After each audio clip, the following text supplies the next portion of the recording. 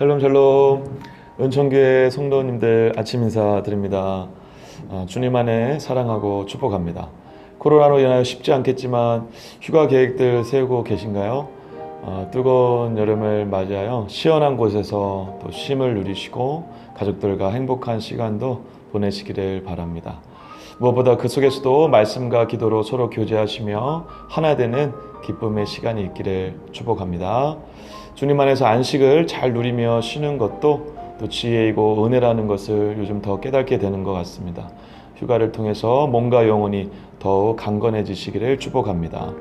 자, 그럼 오늘 우리에게 또 주시는 참된 안식을 줄 오늘 말씀을 같이 보도록 하겠습니다.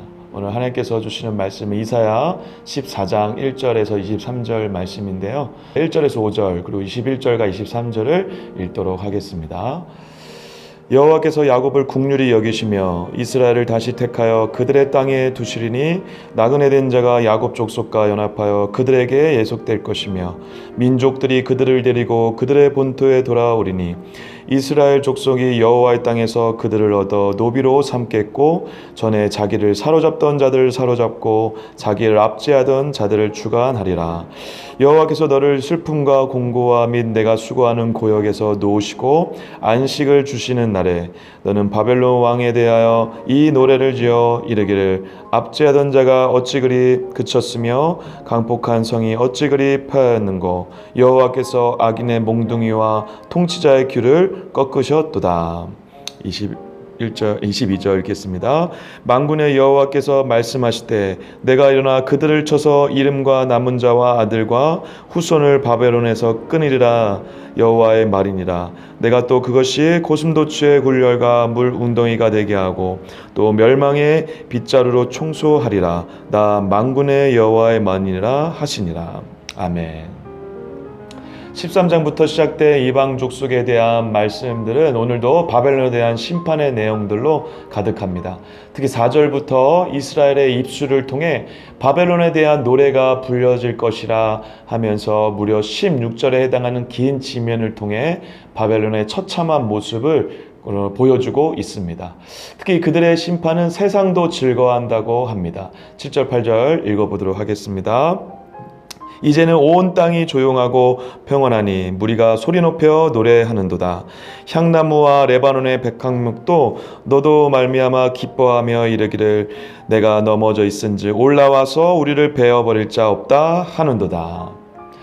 계속해서 11절처럼 바벨론의 영화가 수월에 떨어지고 지렁이가 덮은 것 같은 그들의 비참한 모습을 그리고 있습니다. 여러분, 그렇다면 이러한 심판의 이유는 무엇일까요? 12절에서 14절 한번 읽어보겠습니다. 너 아침의 아들 계명성이여 어찌 그리 하늘에서 떨어졌으며 너 열국을 엎은 자여 어찌 그리 땅에 찍혔는고 내가 내 마음에 이르기를 내가 하늘에 올라 하나님의 뭇별 위에 내 자리를 높이리라. 내가 북극 지폐 산 위에 앉으리라. 가장 높은 구름에 올라가 지극히 높은 이와 같아지리라 하는도다. 맞습니다. 계명성으로 상징되는 바벨론은 스스로를 가장 높은 자리에 앉은 신처럼 말합니다. 13절에 나오는 북극 지폐 산은 신들이 모여 사는 시리아의 사폰산을 의미하는데요. 그 위에 앉은 것처럼 자신을 신격화하는 바벨론의 교만을 엿볼 수 있는 대목입니다. 하나님보다 자신을 높이는 교만만큼 무서운 것은 없습니다. 잠언 16장 18절 말씀처럼 교만은 패망의 선봉이요 거만한 마음은 넘어짐의 앞잡이니라. 하나님보다 높아지려는 모든 생각과 욕망은 에덴 동산 아담의 본성에서 온 죄성이었습니다. 그것으로 인하여 인간은 모든 것을 잃어버렸습니다.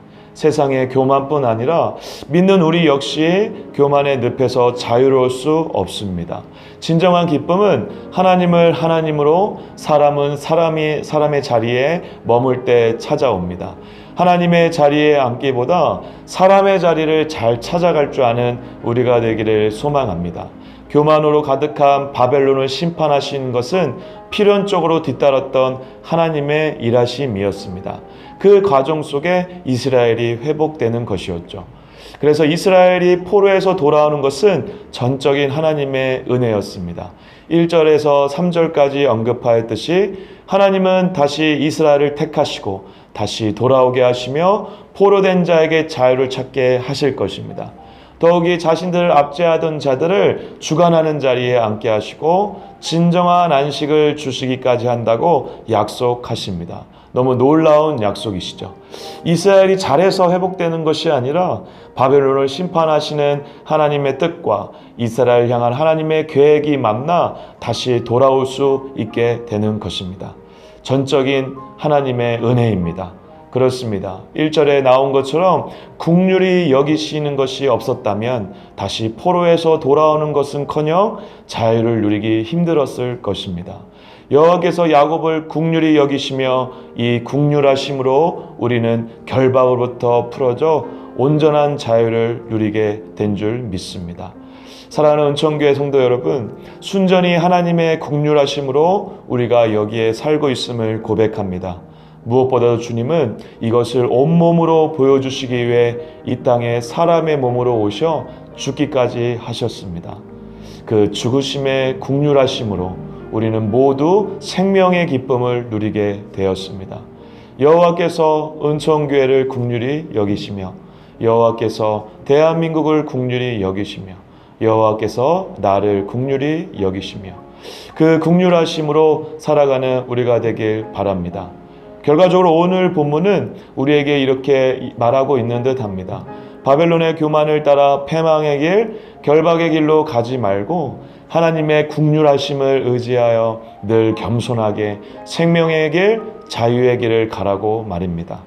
바벨론의 교만과 심판 속에 숨겨져 있는 이 놀랍고 신비로운 하나님의 국률하심을 기억하며 오늘도 우리의 모든 삶의 현장 가운데 비록 바벨론과 같은 상황이 가득하더라도 하나님의 국률하심을 의지하고 소망하며 살아가는 여러분들 되시기를 간절히 축복합니다. 그 국률하심을 의지하여 나와 가정, 공동체를 위해 기도하는 우리가 되길 바랍니다. 주님의 국률하심만이 모든 것을 새롭게 하실 것입니다. 기도하겠습니다. 사랑해 주님, 오늘 우리에게도 이 엄청난 국률하심을 베풀어 주셔서 감사합니다. 우리가 지금까지 살아온 것도, 지금 살아가고 있는 것도, 그리고 앞으로 살아갈 인생도 하나님의 국률하심으로 우리가 모든 것을 살아갈 수 있게 되는 줄 믿습니다. 그렇습니다. 주님, 그 엄청난 주님의 사랑과 자비하심, 그 국률하심을 잊지 않고 그 국률하심 안에 거하며 그 국률하심으로부터 오는 그 새 힘으로 오늘도 살아갈 수 있도록 붙잡아 주시옵소서.